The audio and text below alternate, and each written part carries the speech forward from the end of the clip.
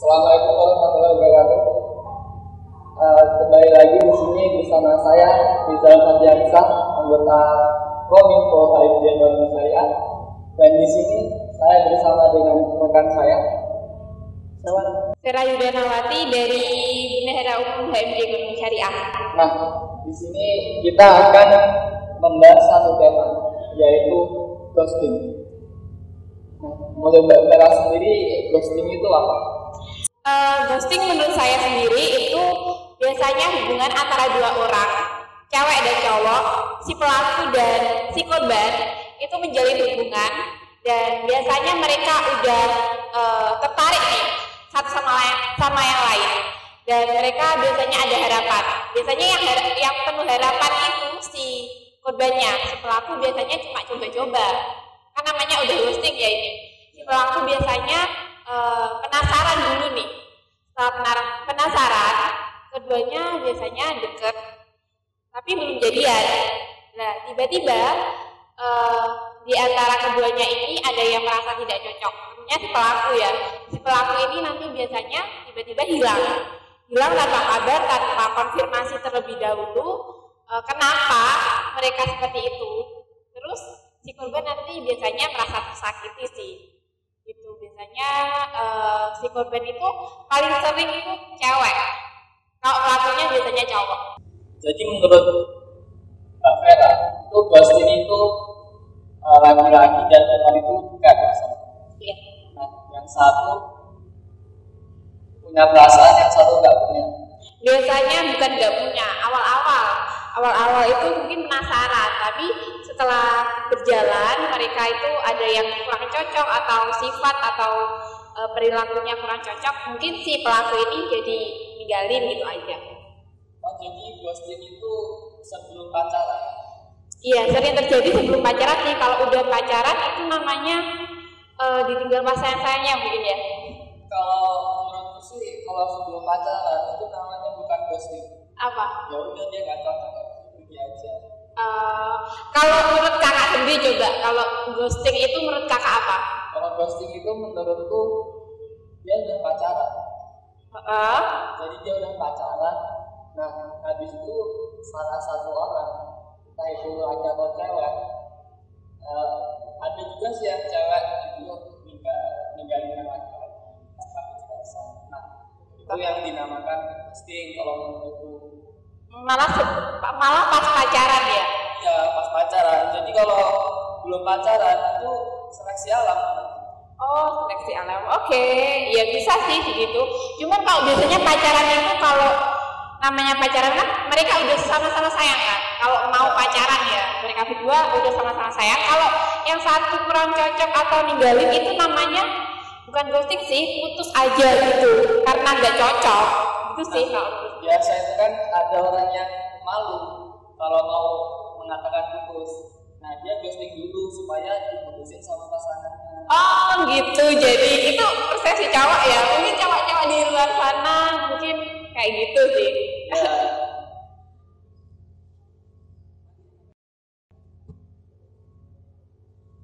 Ya enggak, bukan kebanyakan cowok sih, tapi kayak kebanyakan itu gitu. Jadi kalau belum pacaran, laki-laki kayak hilang, itu bukan ghosting namanya.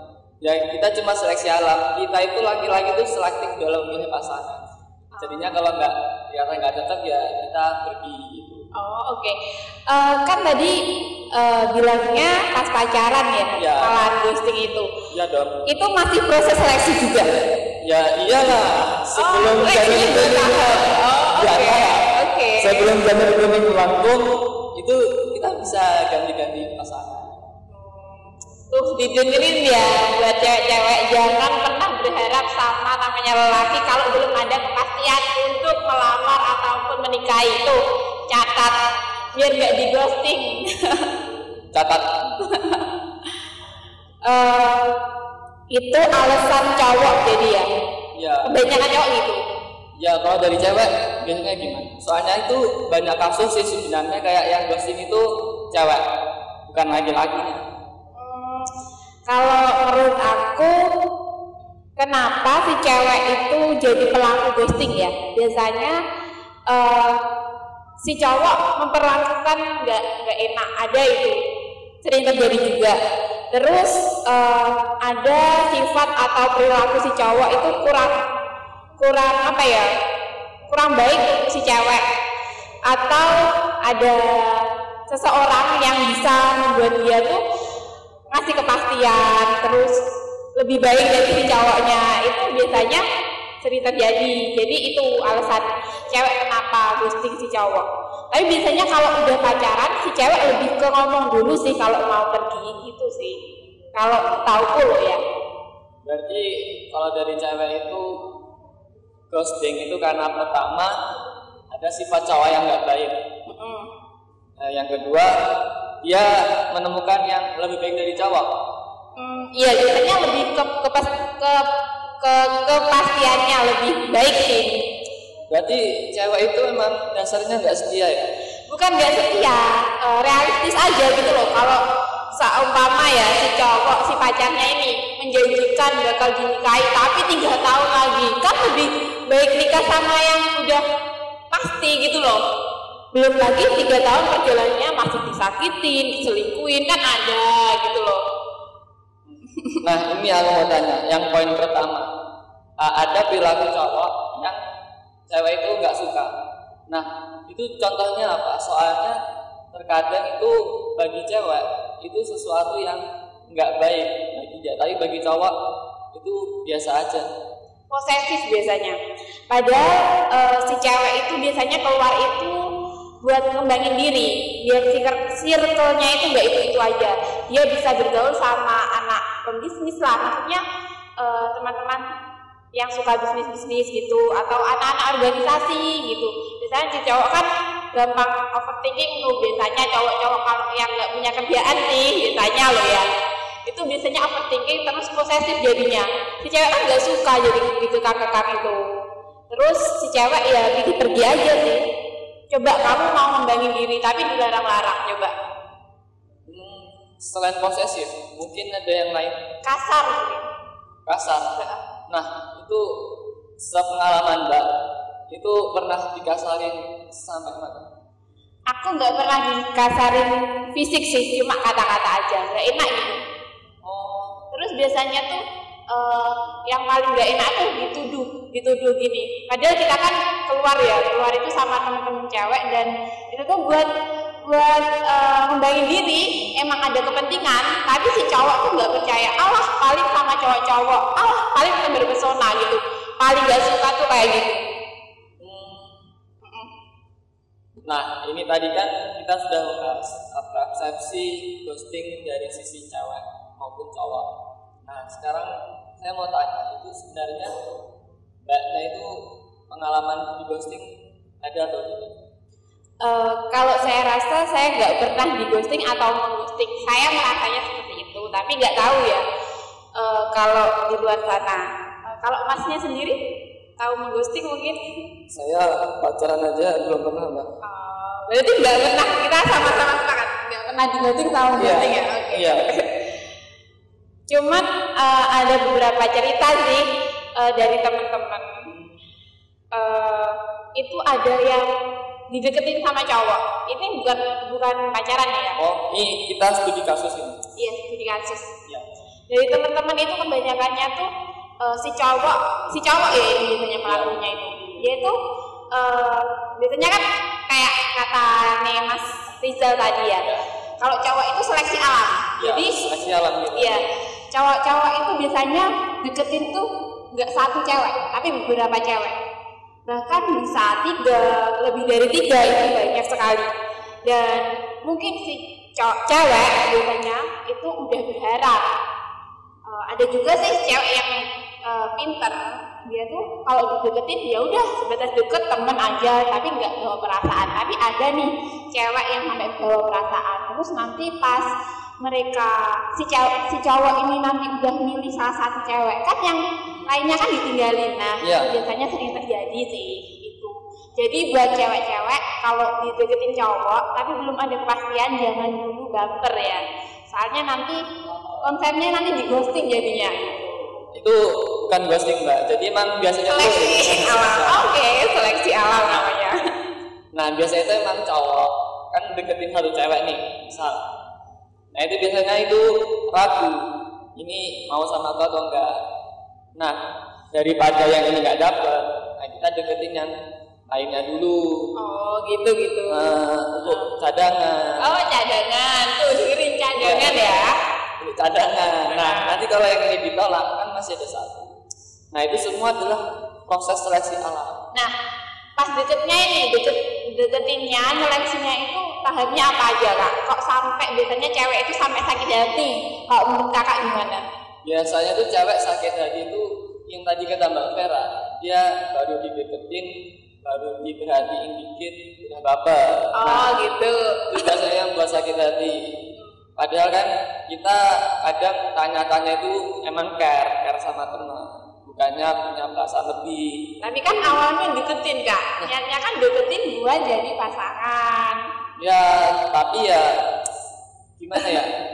Terkadang ini gini Mbak. Kita lari aku punya apa?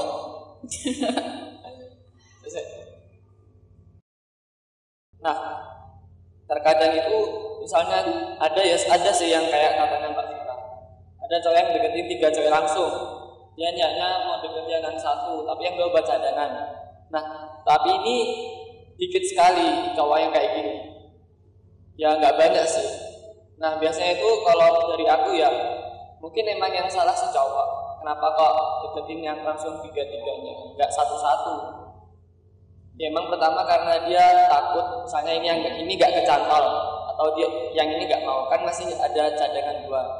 Nah tapi biasanya itu ada satu kasus di mana ceweknya yang terlalu baper, ditanya dikit udah makan, baper, udah tidur, baper, diucapin selamat, baper. Nah, jadi emang ada sih cowok-cowok yang kayak gini. Dan saya pun punya sih teman di Kominfo itu satu yang kayak gini punya. Ada sih. Tipe yang deketin banyak cewek gitu. Deketin banyak cewek gitu ada. Bukan ya, aja. Tapi banyak ya? Yang enggak banyak. Ya cuma satu tuh kayaknya. Satu dari 20 laki-laki. Hati-hati jadi ya. Lain kali seleksi dulu baru dideketin. Nah, biasanya itu menurutku ya, itu cewek itu kurang dalam mencari informasi. Misal kalau ada laki-laki yang bilang aku tuh belum punya pacar, tapi emang bener dia belum punya pacar, tapi kan siapa tahu dia udah deket sama yang lainnya. Nah, cewek itu terlalu suka memakan omongannya laki-laki, jadi kayak dimakan mentah-mentah. Nah, dia itu dalam mencari informasi nggak tuntas. Dia terlalu terbuai dengan kata-kata laki-laki. Soalnya gini kak, banyak tuh cowok tuh yang bilang gini, jangan percaya sama teman-temanku, soalnya teman-temanku itu kayak buaya. Gini, siapa tahu kalau kamu deket sama aku nanti kamu juga deketin sama temanku. Jadi jangan percaya kata-kata temanku. Banyak loh cowok yang bilang gitu. Masa ada? Ada. Aku pernah sih kenal sama cowok yang kayak gitu modelnya. Jadi dia itu ngelarang kita tuh berteman sama temen-temennya, padahal kita kan cuma mau cari informasi kan ya, seperti kata kakak tadi. Tapi dia tuh melarang soalnya alasannya biar si cewek ini nggak dideketin sama teman-temannya cowok, katanya gitu. Karena teman-temannya cowok itu biasanya tuh suka mengada-ngada, terus biasanya itu buaya juga gitu loh kak. Gitu banyak ya. Mungkin ada ya kayak gitu, tapi aku belum pernah sih kayak lihat yang model-model kayak gitu. Mungkin itu 1 dari 100 mungkin ya, yang kayak gitu. Tapi aku temuin tuh kata teman-temanku juga gitu loh. Jadi banyak juga yang cerita sama kayak aku gitu loh. Mungkin kakak aja yang belum tahu ya. Iya, maka dari itu sebenarnya saya dari SD sampai sekarang belum pernah deket sama cowok. Oh iya pantesan ya. Iya. Nanti kalau deket sama cowok jadinya rada-rada gimana gitu. Saya tuh nggak mau deket sama cowok karena itu. Saya kau tuh pertanyaan. Menceritakan pengalaman student of Indonesia. Mbak Vera itu berada di tempatnya teman Mbak Vera itu tips supaya terhindar atau mengatasi ghosting itu gimana? Ini mengatasi atau biar gak di ghosting? Dua-duanya mungkin ya? Mengatasi. Kalau biar tidak di ghosting itu kayaknya susah sih. Soalnya itu proses seleksi alam. Enggak sih Kak, kita bisa kok gak di ghosting. Pertama, kalau udah dideketin cowok, cari tahu kayak kata kakak tadi. Gak ke temen deketnya tapi orang di sekitarnya lah. Ada kan nanti yang deket sama dia, cuma tahu lah. Ya kita sebenarnya tahu, tapi jangan diterima mentah-mentah juga. Karena setiap kata orang itu kan belum benar-benar juga kan ya. Jadi cari tahu aja dulu. Terus jangan mudah baper. Ditanya makan dikit, tidur apa belum, terus video call tiap malam itu jangan baper dulu. Terus kalau belum ada kepastian nih si cowok, kalian jangan baper dulu. Jadi ketika dia mau hilang itu biasa aja gitu loh. Gitu. Kalau untuk mengatasi ghosting itu mungkin sabar aja kali ya. Terus kita sibuk-sibukin diri aja. Jadi nanti bakal hilang sendiri kok sakitnya. Sibuk sama hal-hal yang positif tentunya. Seperti sibuk organisasi kan ya. Bisa nih join ke relawan-relawan. Ini kan sekarang lagi musim pandemi ya Kak. Itu kan ada beberapa komunitas lah, itu gabung lah di situ. Nanti kalau kalian sibuk itu lupa-lupa sendiri kok. Itu Kak caranya. Kalau versi cowoknya gimana? Ya aku ya, itu bagaimana supaya cowok itu tidak di ghosting. Pertama kita emang harus benar-benar selektif dalam memilih cewek. Cari cewek yang track recordnya baik. Itu biasanya belum pernah punya pacar, nah itu sedikit sedikit kemungkinan dia bakal mengghosting. Oh iya. Kedua, setelah itu cari perempuan yang dia itu pernah disakiti. Nah, biasanya itu kalau perempuan pernah disakiti dia itu kayak lebih setia, tapi enggak juga sih. Jadi biasa. Nah, betul. Gimana persepsi cowok atau cara mengatasi cowok ketika sesudah di ghosting? Berarti ketika cowok sudah di ghosting itu sebaiknya dia ngapain? Yang pertama lupakan. Yang kedua cari lagi. Udah gitu. Oh itu. Pertama lupakan, yang kedua cari lagi. Soalnya banyak wanita yang lebih baik dari yang bisa. Mantap. Oke. Nah kita kan dari tadi sudah bahas ghosting nih. Ada nggak sih kata-kata dari Mbak Vera atau mungkin quotes lah untuk love yourself? Untuk mencintai diri sendiri ya. Tentunya kita tuh harus sayang dulu, cinta dulu, mengenali diri sendiri dulu sebelum menaruh hati kita ke orang lain atau jatuh cinta atau baper sama orang lain. Kita tuh harus mengenali diri dulu, cinta sama diri kita dulu, tahu kekurangan sama kelebihan kita. Jadi pas kita udah jatuh cinta itu enggak kebangetan gitu kan.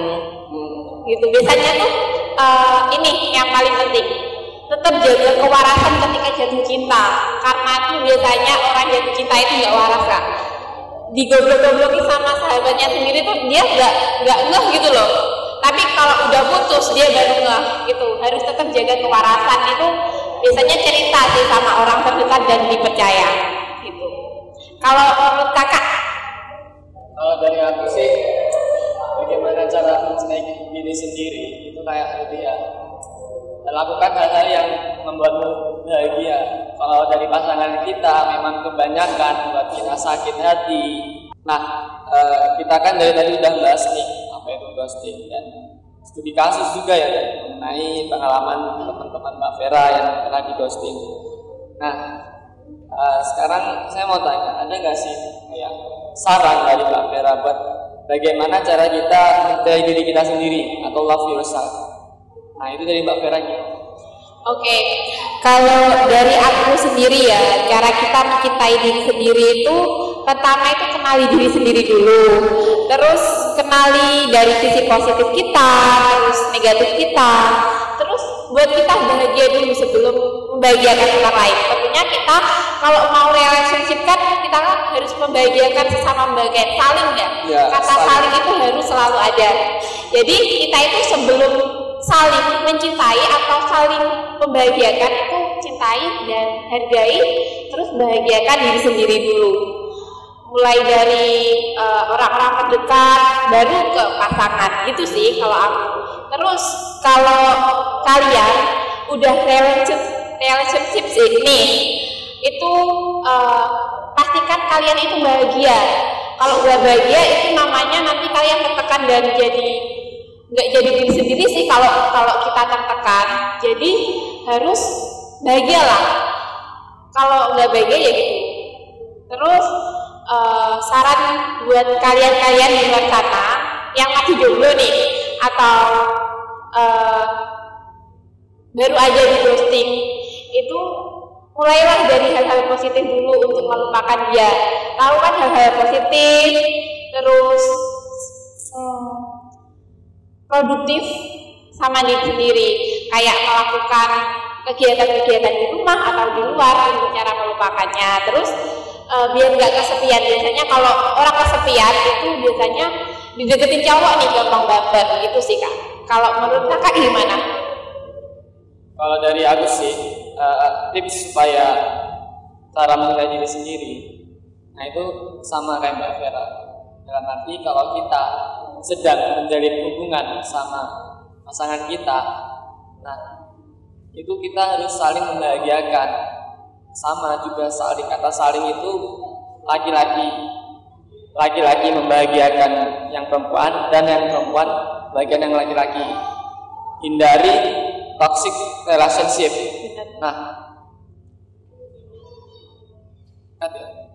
Nah, kalau kalian berhubungan atau menjalin hubungan, kalian merasa kayak gak dihargai, merasa kok aku selalu mengalah, atau kalian merasa kayak nggak bahagia, udah mulai dari situ putusin aja.